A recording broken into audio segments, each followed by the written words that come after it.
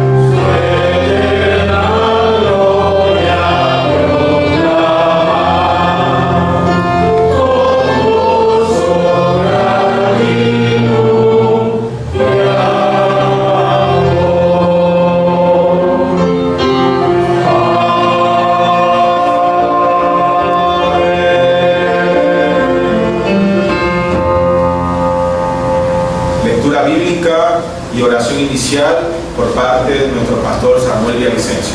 Les invito, hermanos, a que abran sus Biblias en el libro de Apocalipsis, capítulo 1. Y de este capítulo 1 de Apocalipsis vamos a leer los versículos del 9 al 11 y voy a empezar leyendo el 9, ustedes el 10 y terminamos juntos en el 11. Apocalipsis capítulo 1 versículos del 9 al 11. Amén. Yo, Juan, vuestro hermano y copartícipe vuestro en la tribulación, en el reino y en la paciencia de Jesucristo, estaba en la isla llamada Patmos por causa de la palabra de Dios y el testimonio de Jesucristo. Yo estaba en el Espíritu en el día del Señor, y oí detrás de mí una gran voz como de trompeta. Juntos el 11. Que decía: yo soy el Alfa y la Omega, el primero y el último. Escribe en el libro lo que ves y envíalo a las 7 iglesias que están en Asia: A Éfeso, Esmirna, Pérgamo, Tiatira, Sardis, Filadelfia y Laodicea. Amén. Oremos, hermanos. Nuestro Dios y nuestro buen Padre Celestial, gracias te damos por el privilegio de permitirnos estar congregados como tu iglesia en este día, el día del Señor. Señor, oramos por los presidentes que gobiernan los países en este planeta Tierra, planeta que usted lo creó en su soberanía. Señor, oramos para que tu Santo Espíritu que habita en cada uno de nosotros pueda también habitar en la mente y corazones de estos gobernantes, para que de esta manera puedan tomar decisiones correctas para la conducción acertada de los diferentes países, especialmente el nuestro, el Ecuador. Oramos también, Señor, por aquellos hermanos que están atravesando aflicciones en sus cuerpos, están atravesando sufrimientos por la pérdida de familiares, Y oramos de la misma manera agradeciéndote por la recuperación de algunos de ellos que ya nuestros ojos los pueden ver en tu templo. Gracias te damos, Señor, por tu soberanía y por la sanidad que continúas haciendo en aquellos organismos que aún lo requieren. Y oramos, Señor, para que nosotros podamos predisponer nuestras mentes y corazones para escuchar tu palabra y de esta manera poderla obedecer. Lo rogamos en el nombre que es sobre todo nombre, el nombre de nuestro Señor Jesucristo. Amén. Pueden sentarse, hermano. La palabra de Dios en más de una ocasión nos exhorta a que seamos santos como es nuestro Señor. Dice, sed santos porque yo soy santo. Y es a aquel Dios santo a quien nosotros vamos a rendir tributo en este momento.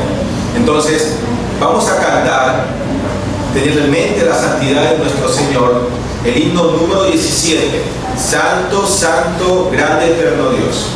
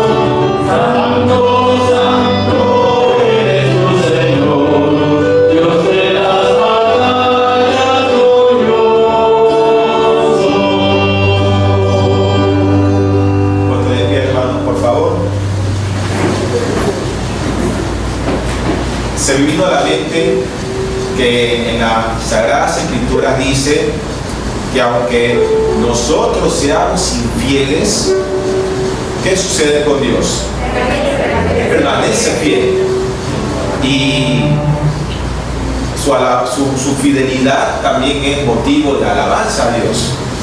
Por eso vamos a alabarle a nuestro Señor, la fidelidad de nuestro Señor, con el himno número 342. Grande es tu fidelidad.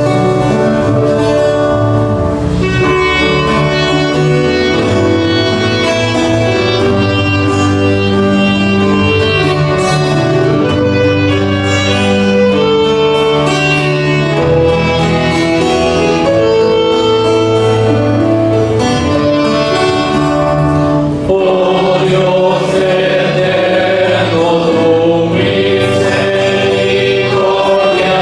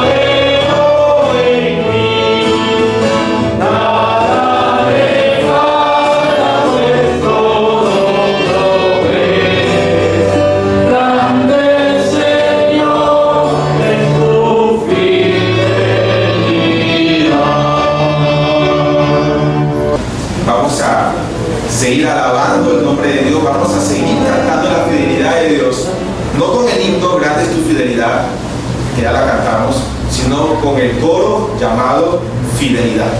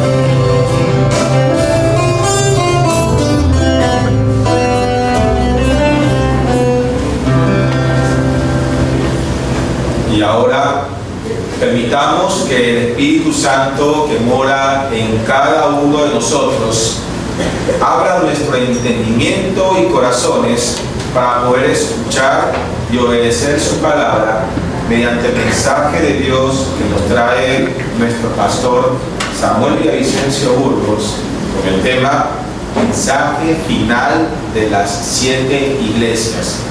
Escuchemos con atención y reverencia. Todos los libros de la Biblia son muy, pero muy importantes, todos. Pero Apocalipsis fue el último en ser escrito, Apocalipsis. Por lo tanto, tiene un valor especial por ser la culminación de toda la revelación de Dios. Además, despierta una fascinación especial porque en este libro, Apocalipsis, se predicen los hechos que van a acontecer en este mundo.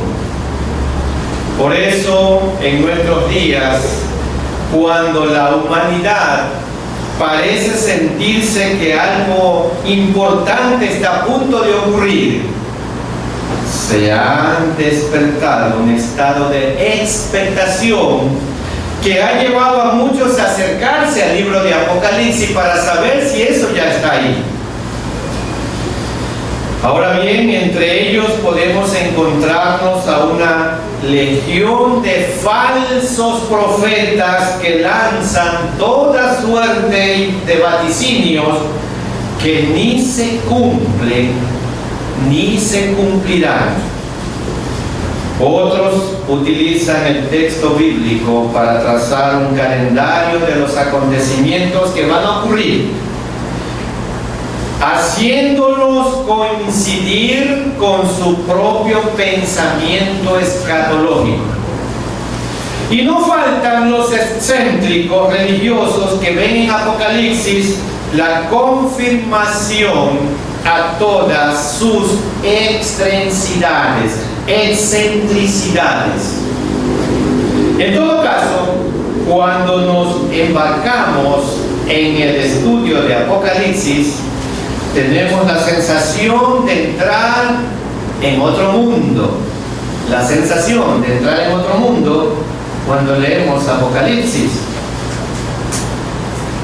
No cabe duda de que es completamente diferente a cualquier otro texto del Nuevo Testamento.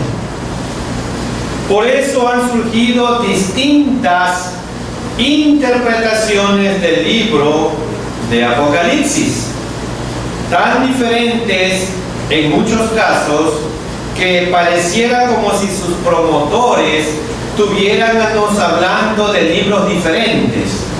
También desanima a muchas personas sencillas que solo quieren conocer la palabra de Dios sin meterse en esas guerras entre comentaristas bíblicos que existen muchísimos. Y si todo esto fuera suficiente, hay muchas personas a las que el libro de Apocalipsis les produce temor.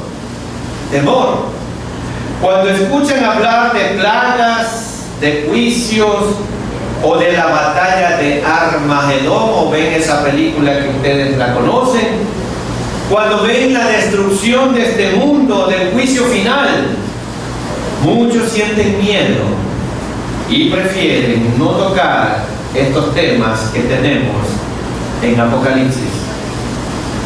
Esto nos debe convencer de que entender correctamente el libro de Apocalipsis no es una tarea fácil. Entenderlo correctamente no es un libro escrito para ser leído superficialmente. No, es de suma prioridad hacernos la siguiente pregunta.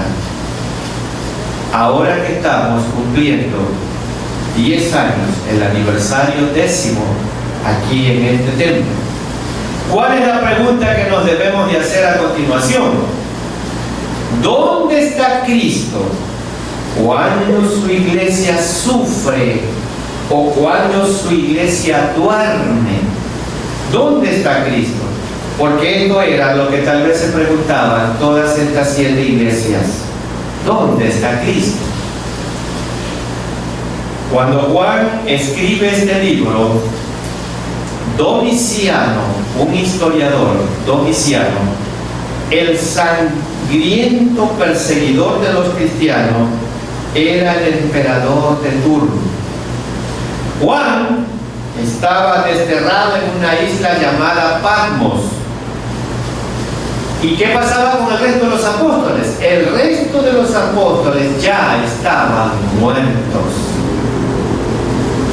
Las iglesias estaban perdiendo su primer amor, tolerando el pecado, haciendo concesiones con el mundo, perdiendo poder y oportunidades en lugar de evangelizar. Por eso, la primera visión que Juan recibe, la primera visión de parte de Dios que Juan recibe en el Apocalipsis, describe el ministerio glorioso y glorificado de Dios para con su iglesia. La primera visión que recibe Juan del Apocalipsis es lo que Dios quiere para su iglesia.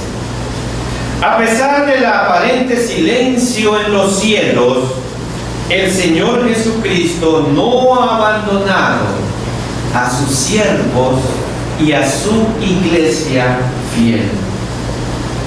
Este libro fue revelado para consolar a las iglesias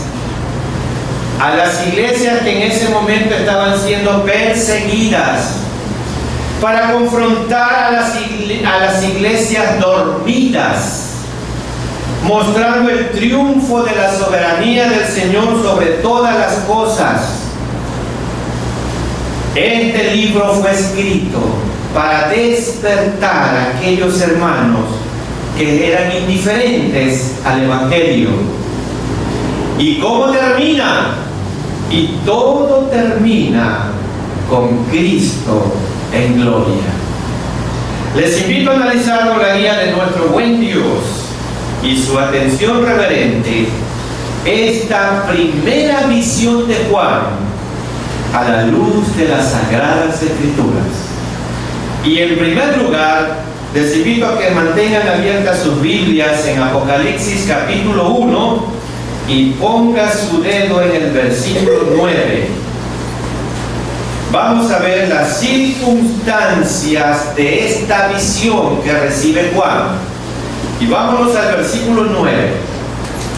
Yo, Juan, vuestro hermano y copartícipe, recuerda esta palabra, copartícipe vuestro en las tribulaciones, en el reino y en la paciencia de Jesucristo, estaba en la isla llamada Patmos por causa de la palabra de Dios y el testimonio de Jesucristo. Bueno, vamos a analizar este versículo. Dice, y copartícipe vuestro en las tribulaciones en el reino. ¿Qué es lo que nos está diciendo aquí Juan? Juan se identifica con sus hermanos sufrientes porque dice copartícipe. Hermanos, como ciudadanos del reino, debemos asumir que enfrentamos oposición por parte de aquellos que no lo son. Y ahí sigue la paciencia. ¿Qué es la paciencia? Es la capacidad sobrenatural dada por el Espíritu Santo de resistir con gozo y perseverancia bajo cualquier peso de dolor. Esta paciencia solo nos capacita para aguantar. No solo para aguantar, sino para adorar al Señor y amar a los santos. Y voy a leer una porción de 3 versículos que nos reflejan y nos demuestran cómo eran los cristianos del primer siglo. Y no pierdan la cita de Apocalipsis 1 y vámonos rápidamente a Hebreos 10, sin perder Apocalipsis 1. Y voy a leer el Hebreos capítulo 10 los versículos del 32 al 34 para ver una radiografía de qué estaba ocurriendo con los hermanos, con la iglesia del primer siglo.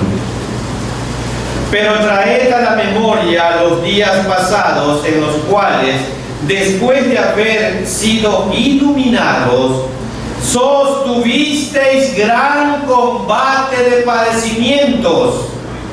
Por una parte, ciertamente, con vituperios y tribulaciones fuisteis hechos espectáculo, y por otra llegasteis a ser compañeros de los que estaban en una situación semejante. Eran espectáculos porque los llenaban de brea y los prendían fuego y los tenían como antorchas humanas. Y el 34, porque de los presos también os compadecisteis y el despojo de vuestros bienes sufristeis con gozo, le quitaban sus bienes, sabiendo que teníais en vosotros una mejor y perdurable herencia. ¿En dónde?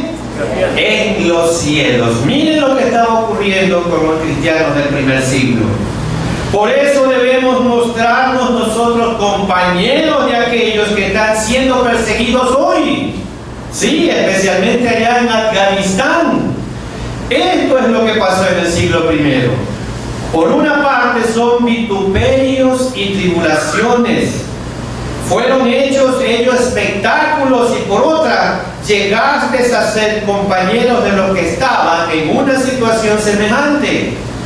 Porque de los presos también compadecisteis. Y la pregunta a continuación es: ¿qué tenemos que hacer nosotros hoy en el siglo XXI como cristianos evangélicos? ¿Qué tenemos que hacer nosotros hoy en pleno siglo XXI como cristianos evangélicos? Orar por las iglesias perseguidas de hoy. Podríamos escribirles cartas de aliento a aquellos misioneros, colaborar económicamente y seguir orando por ellos. Eso tenemos que hacer. Y la segunda parte, volvamos a la porción de base, que es Apocalipsis 1:9. La segunda parte de este versículo dice: estaba en la isla llamada Patmos por causa de la palabra de Dios y el testimonio de Jesucristo. Esta palabra Patmos es el nombre de una pequeña isla, una isla rocosa situada al sur de la Turquía actual. Debido a su situación geográfica y a su topografía, el gobierno romano la utilizaba como un lugar ideal en el cual desterrar todos los presos políticos. Y entonces allá lo mandaron a Juan. ¿Por qué causa desterraron a un anciano? Ya Juan estaba muy anciano. ¿Y por qué causa lo destierran? Y la última parte del versículo 9 da la respuesta: por causa de la palabra de Dios y el testimonio de Jesucristo. El único delito de Juan fue su fidelidad a la predicación de la palabra de Dios y el testimonio de Jesucristo. Ese era el delito por el cual fue desterrado esa isla. Este cuadro parecería pintar a simple vista una derrota espiritual y un triunfo de Satanás sobre la obra de Dios. Parecería a simple vista que eso estaba ocurriendo, pero en su soberanía el Señor usó la soledad y el dolor de su siervo Juan en la isla de Patmos para darle a todas las iglesias y a nosotros también esta revelación de Apocalipsis. Cuando decimos que Dios es soberano, afirmamos su derecho a gobernar el universo que Él ha hecho para su gloria, según Él le plazca. Él es el alfarero Él moldea el barro para su gloria y deleite. Dios obra como y cuando Él quiere. Veamos unos ejemplos. Su voluntad para Juan fue que envejeciera en la isla de Patmos, terminara sus días en la isla de Patmos. ¿Para Juan? Para Pedro, ¿cuál fue la voluntad de Dios? Morir crucificado. Para David, morir ya de viejo. ¿Sí? Para Elías, ser arrebatado vivo en un torbellino al cielo. Esa era la voluntad de Dios. Para Pablo, ser ejecutado en Roma. Para Esteban, morir apedreado. Voluntad de Dios. Y para Lázaro, morir 2 veces. Esa es la soberanía de Dios. Esa es la soberanía de Dios. Hermanos, confiar en la soberanía de Dios no nos dará todas las respuestas de nuestros sufrimientos, no, pero sí nos dará la esperanza de saber que Él está obrando para su gloria en cada una de las vidas de nosotros. Él está obrando para bien, o el bien de los demás, aun cuando hace cosas que son confusas, inexplicables muchas veces para nosotros, o muy diferentes de las que hacen la vida de otros hermanos. Pero esa es la soberanía de Dios. Pasemos ahora al análisis del versículo 10, Apocalipsis 1:10. Yo estaba, dice, en el Espíritu el día del Señor, y oí detrás de mí una gran voz como de trompeta. Y ponga atención y el dedo ahí en el versículo 10. Juan recibe esta visión hoy día. Hoy día, ¿por qué? Que hoy día es domingo. ¿Y qué dice aquí? El día del Señor. Juan recibe esta visión el día domingo, el día del Señor. Quizás extrañaba tal vez los cultos que él tenía en Éfeso. Juan recibió la visión bajo el control del Espíritu Santo, quien le capacitó para percibir el mensaje de Dios. Y lo recibe el día del Señor, un día domingo. Vamos ahora al versículo 11, Apocalipsis 1:11. ¿Qué decía? ¿Cuál era el mensaje? Yo soy el alfa y la omega, el primero y el último. Escribe en un libro lo que ves, la orden que le da Dios a Juan. Y envíalo a las 7 iglesias que están en Asia, y le da el orden por donde empezar. Éfeso, Esmirna, Pérgamo, Tiatira, Sardis, Filadelfia y Laodicea. Juan recibe el encargo urgente de escribir en un rollo las visiones y enviárselas a las 7 iglesias. Vamos a ver entonces el contenido de esta visión, versículo 12. Y me volví para ver la voz que hablaba conmigo, y vuelto vi 7 candeleros de oro. Juan escribe en este párrafo todo aquello que vio y experimentó en la primera de las visiones aquí en el Apocalipsis. De Apocalipsis. ¿Qué es lo que ve? Cristo está presente en su iglesia. Juan observó 7 candeleros de oro que, según, baje su mirada un poco más y vaya al versículo 20 y voy a leer qué significan estos 7 candeleros de oro. El versículo 20 dice: el misterio de las 7 estrellas que has visto en mi diestra y de los 7 candeleros de oro. Las 7 estrellas son los ángeles de las iglesias. ¿Y qué son los 7 candeleros que has visto? son las 7 iglesias. Así es. Entonces, en medio de los candeleros, Juan ve la figura de un hombre. Y en medio de los 7 candeleros, a uno semejante al Hijo del Hombre. Este soberano Hijo del Hombre es nuestro amado Jesucristo. Así es.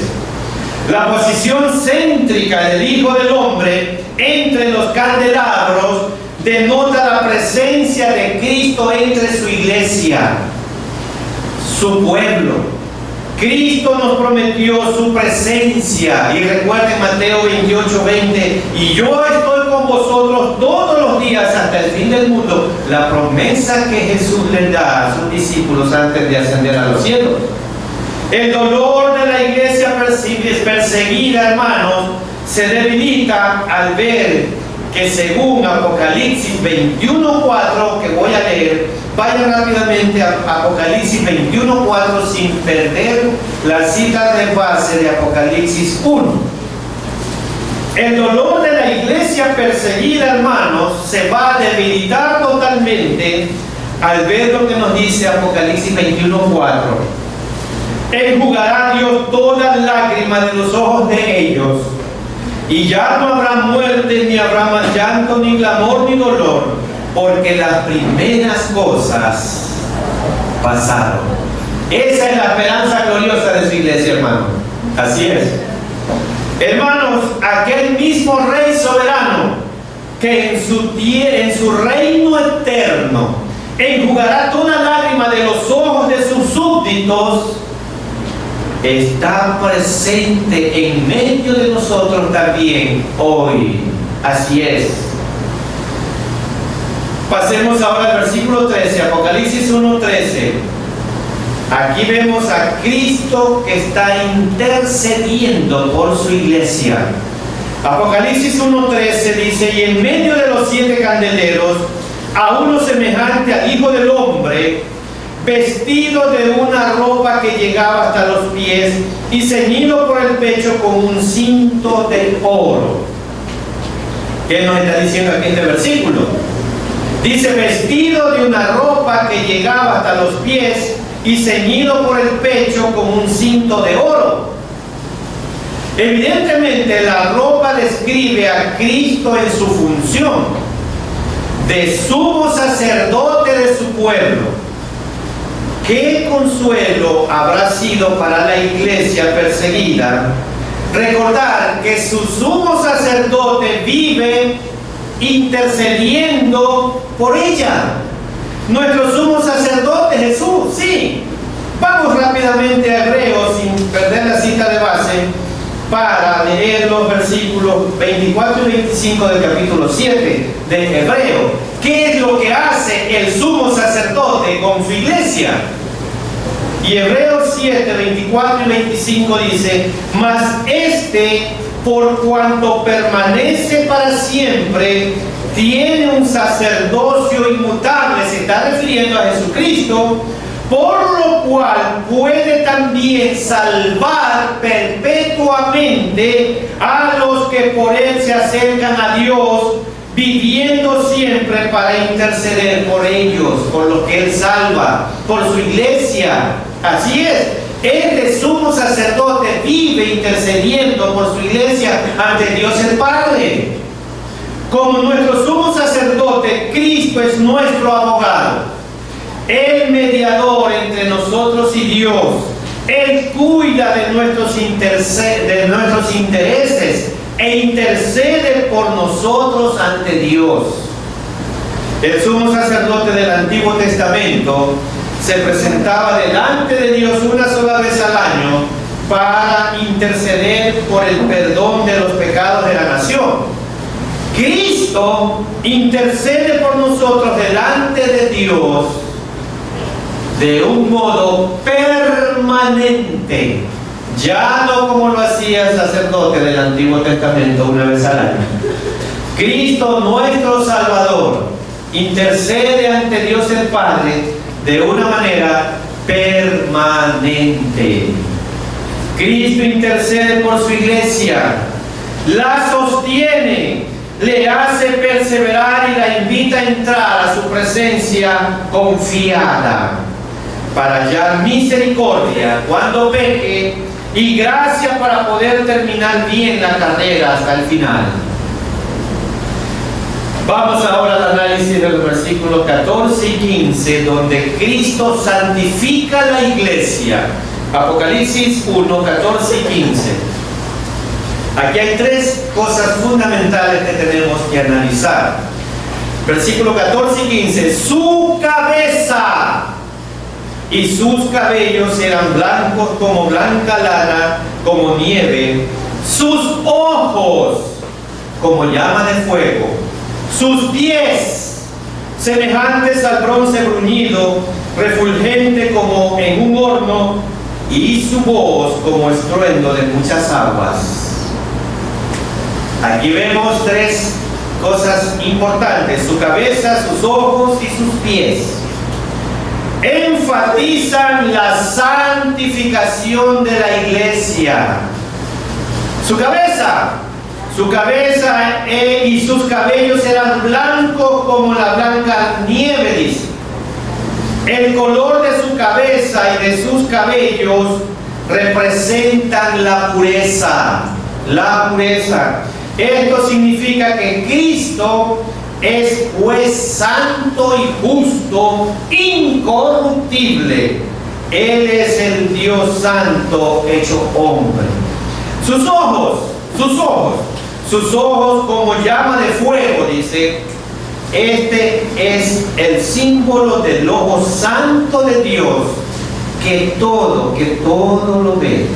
Sí, y voy a agregar Hebreos 4:13 para demostrarles, ampliarles la idea de que el ojo de Dios todo lo ve. Y Hebreos 4:13 dice: y no hay cosa creada que no sea manifiesta en su presencia, antes bien, todas las cosas están como desnudas y abiertas. ¿A quién? A los ojos de aquel a quien tenemos que dar cuenta. Usted se podrá esconder del ojo humano, pero jamás se podrá esconder del ojo de Dios. Dios lo ve todo. Dios lo ve todo. Todo pasa frente a los ojos de Dios. Todo. Es una mirada que no se conforma con las apariencias. Penetra el interior de las personas hasta discernir sus motivos y sus pasiones. De allí la advertencia que hace Pablo en la primera carta que él escribe a los hermanos en Corinto, capítulo 4, el versículo 5 que voy a leer. Así que no juzguéis nada antes de tiempo, hasta que venga el Señor, el cual aclarará también lo oculto de las tinieblas y manifestará, ¿qué cosa? Las intenciones del corazón. Y entonces cada uno recibirá su alabanza de parte de Dios. Y de la misma manera recibirá su castigo de parte de Dios. Su ojo puede discernir las intenciones de cada uno de nuestros corazones. Por ejemplo, a la iglesia tolerante al pecado, ¿se recuerdan la iglesia de Tiatira? Jesús representa como el que tiene ojos de llama de fuego.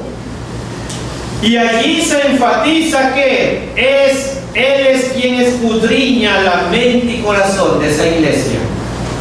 Hermanos, delante de sus ojos se pone en evidencia el verdadero carácter de los miembros que están sentados en todas estas sillas.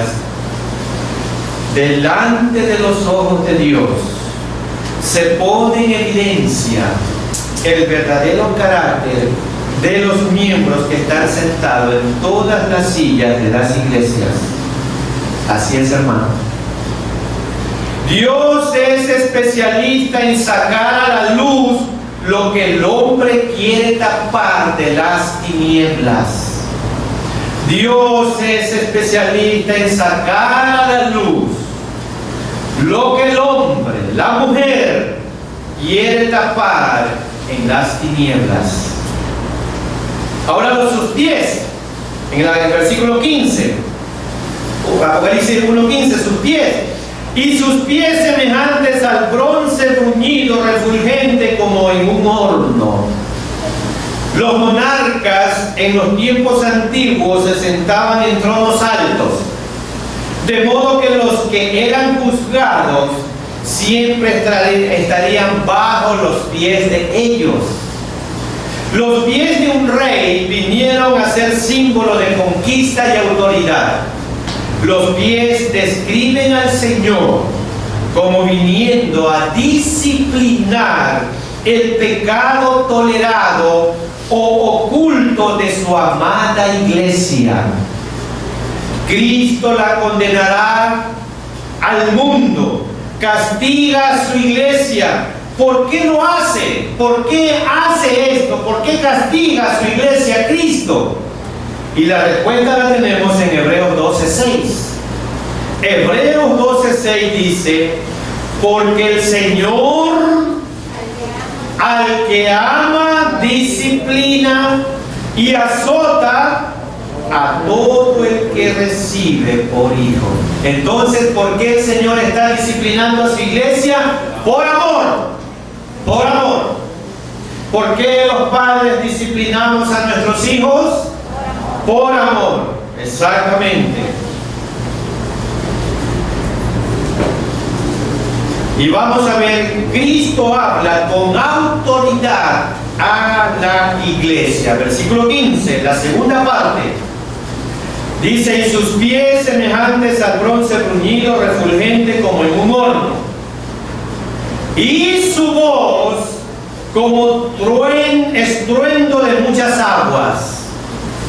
Su voz sobresale por encima de todas las demás voces del planeta, como el ruido de una poderosa cascada.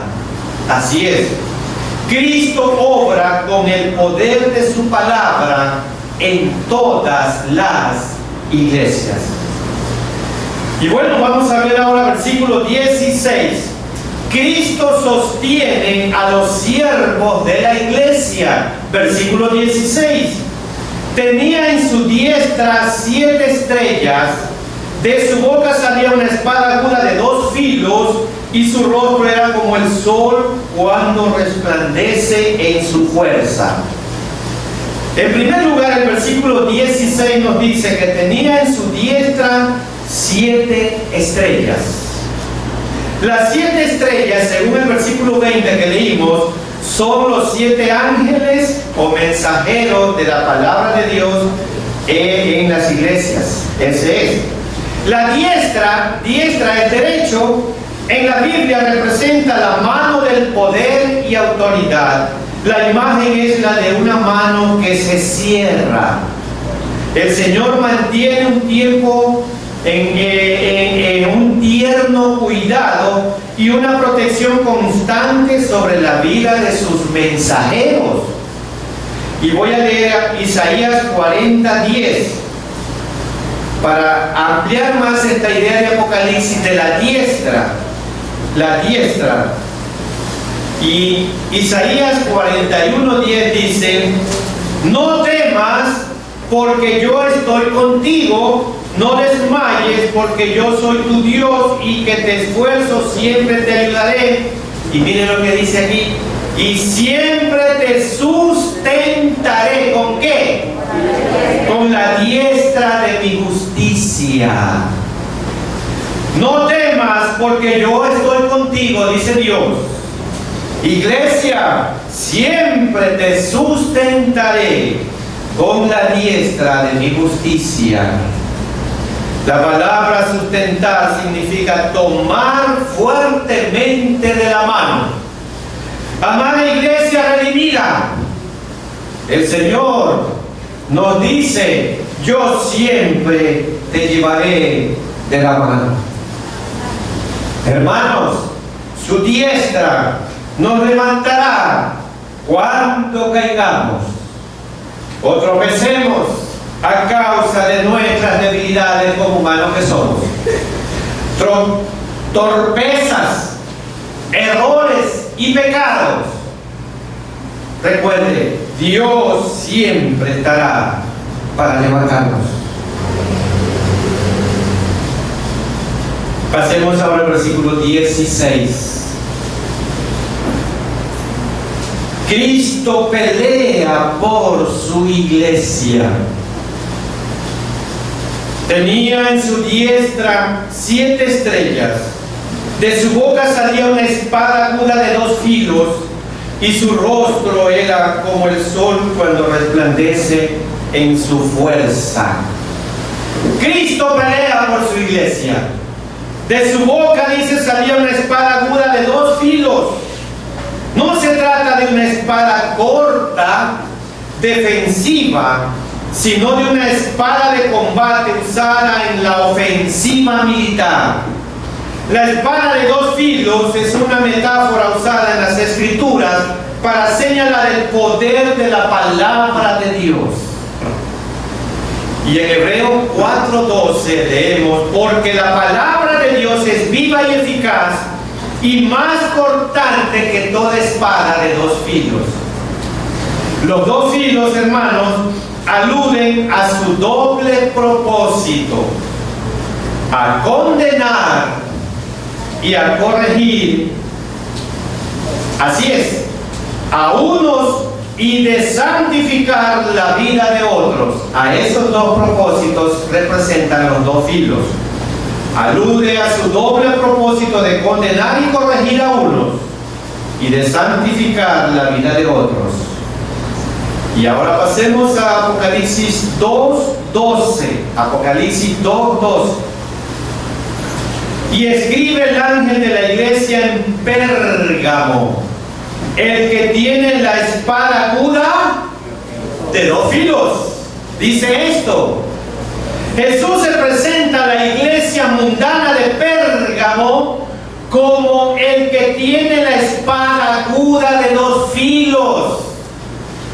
Con un filo la Biblia desenmascara a los falsos maestros y falsos creyentes que siembran doctrinas impuras en las iglesias, y con el otro filo quebranta el corazón de los creyentes fríos que viven tolerando el mundo y el pecado en sus vidas y en la iglesia. Esta bendita palabra nos revela la verdad de nuestra fe y de nuestra relación con Dios. Esta bendita palabra de Dios. Nuestra capacidad de resistir y permanecer fieles, porque es Cristo en nosotros quien nos sostiene. Nos ha sostenido estos 10 años y nos seguirá sosteniendo los años que Él quiera en esta tierra que estemos. Hermanos, si Cristo ha permitido que cumplamos 10 años, Él seguirá haciéndolo. Él protegerá su iglesia, Alianza Cristiana y Misionera Redimidos. Y escuchen bien esto: las mentiras serán desenmascaradas. Las mentiras serán desenmascaradas. Los lobos se seguirán yendo de esta iglesia, porque no les gusta el alimento que las ovejas comen. Así es, hermanos. Los lobos se seguirán yendo de esta iglesia porque no les gusta el alimento para las ovejas. Los incrédulos, elegidos, se salvarán. Los hermanos humildes y obedientes serán edificados. Las familias se fortalecerán en el Señor. Los jóvenes tomarán hogares espirituales. Los caídos serán restaurados. Los pecados serán confesados. Los malos hábitos serán confrontados y abandonados. Las relaciones serán puras. Las ovejas heridas serán consoladas. Los conocimientos de Dios, el conocimiento de Dios será nuestro mayor deleite en estos años que nos restan por vivir. Y sobre todo esto, Cristo será glorificado. Vamos ahora al versículo 16, la segunda parte. Cristo es honrado en la iglesia. Tenía en su diestra 7 estrellas. De su boca salía una espada aguda de 2 filos. Y su rostro era como el sol cuando resplandece en su fuerza.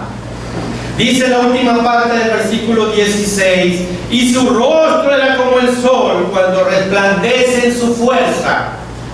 En realidad, Juan no se refiere solo al rostro de Cristo en particular, sino a la persona de Cristo en general. Juan dice que el aspecto del Señor era glorioso y luminoso, resplandeciente, semejante al sol del mediodía. Dice Juan que el aspecto del Señor era de esa manera.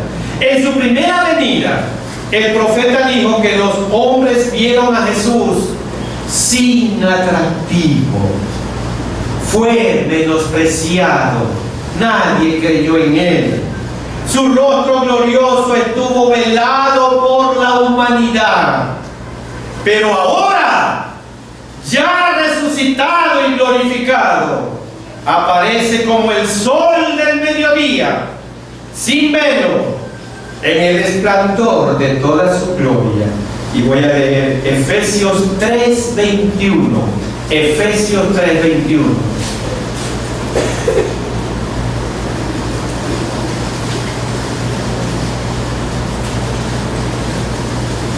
Amén. Tenía en su diestra, a él sea gloria. ¿En dónde? ¿En dónde? A él sea gloria en la iglesia, en Cristo Jesús, por todas las edades y por los siglos. Amén. A él sea gloria en la iglesia. De la visión de Jesús, ahora continuemos con la visión de Juan. Él debía escribir estas cosas a las 7 iglesias de Asia. Hermano, hermanas, no habrá dificultad insuperable, ni problema de pecado que no tenga su solución si usted realmente se arrepiente de corazón y tiene fe en Dios. No habrá situación desesperante, porque la mano omnipotente del Hijo de Dios siempre lo dijo: edificaré mi iglesia. Él la sostiene, no el hombre. La iglesia no es de ningún hombre. La iglesia es de Dios. Él la compró con su sangre preciosa. Nosotros somos viles administradores de algo que no es nuestro, que es de Dios. Él sostiene a su iglesia, Él edifica a su iglesia, Él mantiene a su iglesia. ¿Cómo concluimos este mensaje en esta mañana? Quiero hacer unas preguntas. ¿Dónde está Cristo cuando la iglesia sufre o duerme?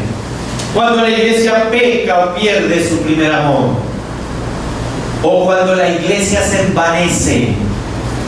¿Dónde está Cristo? Es la pregunta que tal vez se están haciendo. ¿Saben dónde está?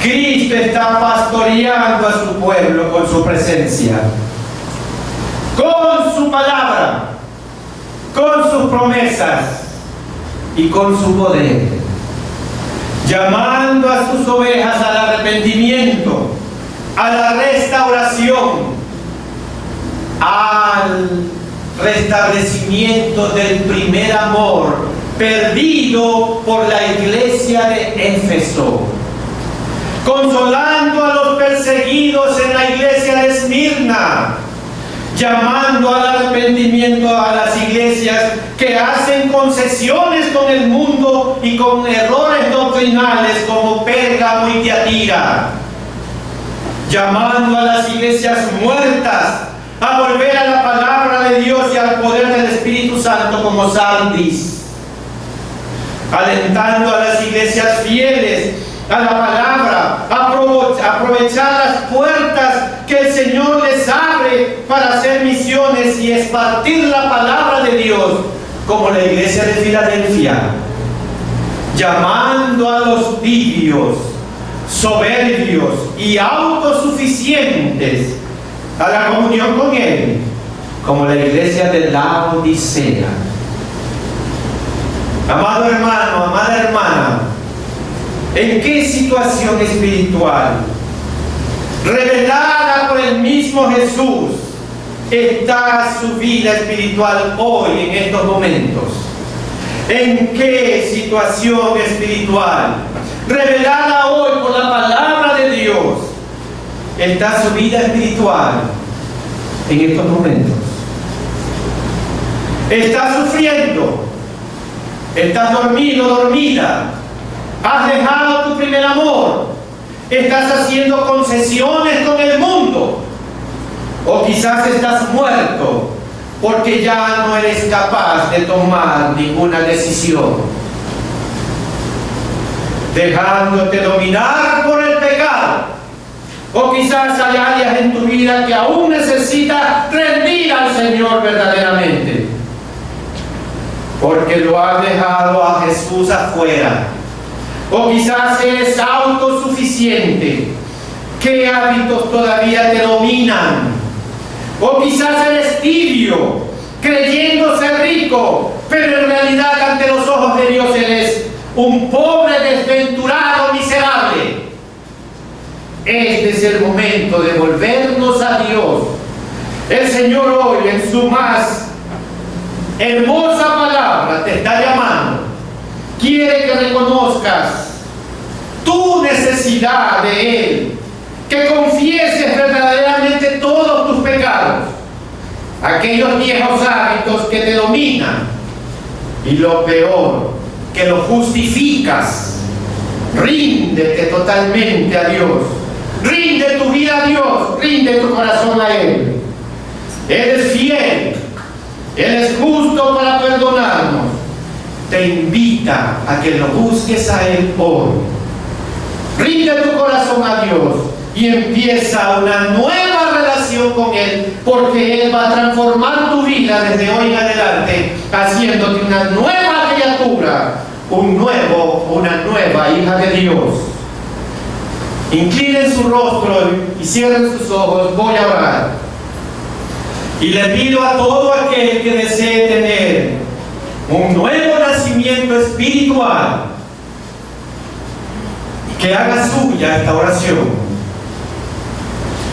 Soberano Dios, perdóname. He fallado y he hecho lo malo delante de tus ojos. Señor, te necesito. Solo no podré hacer lo correcto, pero creo que tú, con tu ayuda, lo podré. Creo que Jesús murió en esa cruz para limpiar mis pecados. Y creo que Él resucitó y ahora está al lado del Padre como el sumo sacerdote, intercediendo por mí ante usted, Señor. Gracias, Señor, por tu amor demostrado cada instante de mi vida. Hoy me rindo a ti realmente.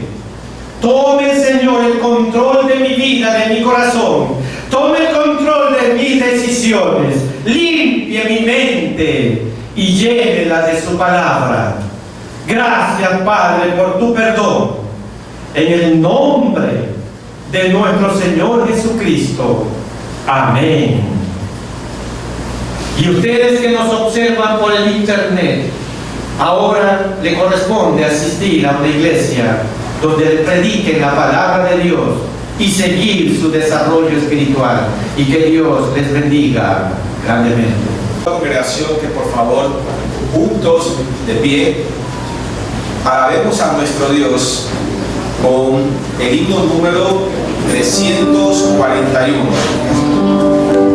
titulado ¿Con qué pagaremos?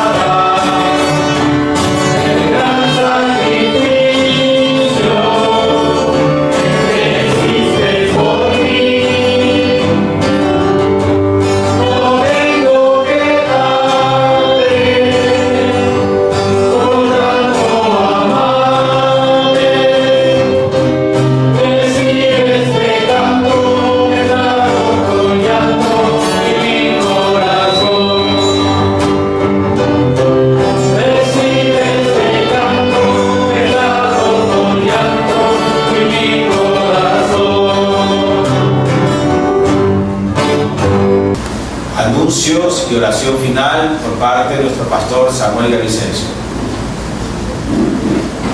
Hermanos, esta noche seguimos con la campaña. Esta noche es la culminación de la campaña, así que los esperamos. Vamos a orar. Nuestro Dios y nuestro buen Padre Celestial, gracias te damos por tu palabra. Gracias, Señor, porque en tu soberanía me has podido permitir, a pesar de todas las adversidades, incluso de salud, me has permitido terminar esta serie de mensajes de Apocalipsis. Pido, Señor, que tu iglesia haya sido fortalecida espiritualmente por medio de tu palabra, y que cada una de estas iglesias haya hablado a nuestras vidas de la manera que habló a la mía. Y oramos, Señor, por el privilegio que nos has dado de estar terminando 10 años en esta tu iglesia que tú compraste con tu sangre, y que cuando nos depositaste aquí solo era un potrero. Gracias te damos, Señor, porque te has manifestado grandemente. Y ahora, Señor, el amor de Dios, la gracia infinita de Cristo, nuestro Salvador eterno, y la comunión y participación del Santo Espíritu de Dios, sea con todos y cada uno de nosotros, ahora y siempre. Amén.